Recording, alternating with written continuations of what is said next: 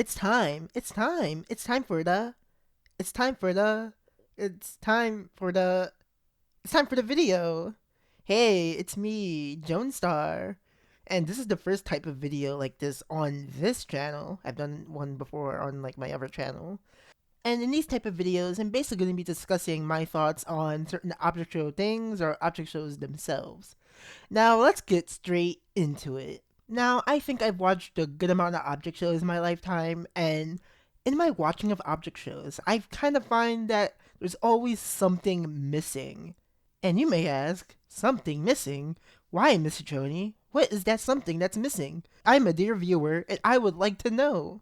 And I will be very glad to tell you. That thing I feel like that's missing in certain object shows is just a memorable cast of characters. Now, if you watch more object shows than just the main popular ones, you may have felt the same sentiment. A lot of object shows maybe have like good writing, great animation, even good music, but for some reason the characters aren't very memorable. They kind of just feel like, kind of just there so the competition can, well, be a competition. And this is something I've kind of felt for like such a long time. Now, when you look at Battle for Dream Island, for example, literally every single character in that cast is someone's favorite. And I think it's due to how memorable they are, how well written they are, and just how well designed they are as well, like their character design.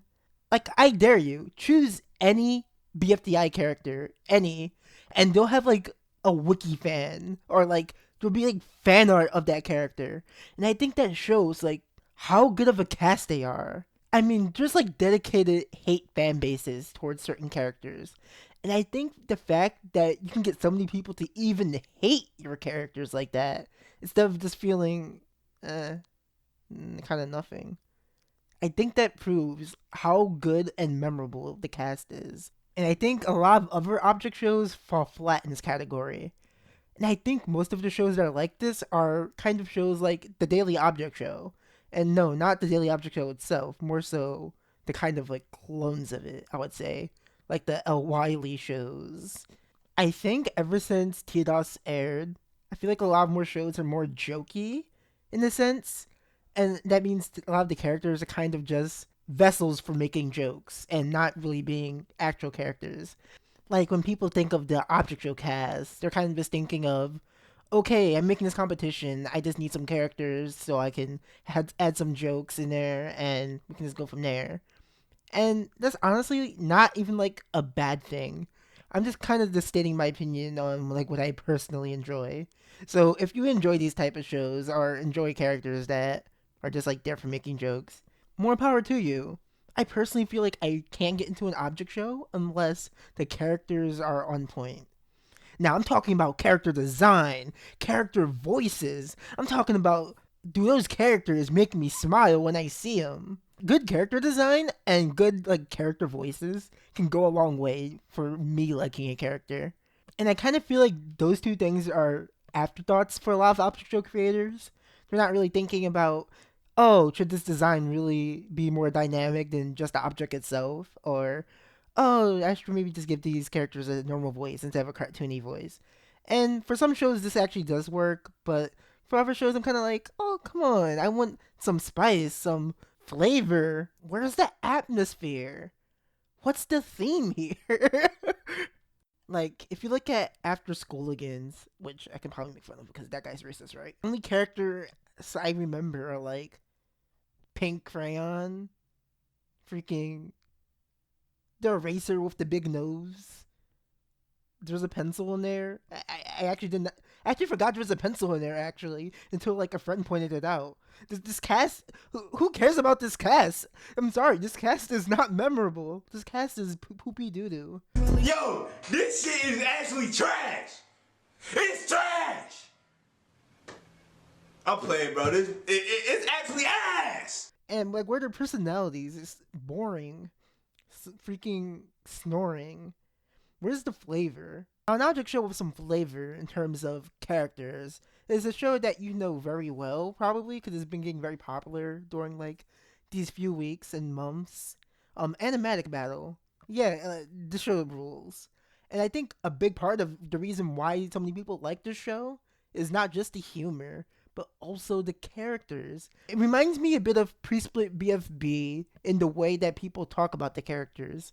Like, so many people pick their favorites, and the characters and the designs are pretty memorable. I mean, Nonagon, a character that's a Nonagon that speaks in the third person in this like godly voice. The character is also always smiling and find that very charming. And if you want another example of good character design in Animatic Battle in particular, Animatic themselves.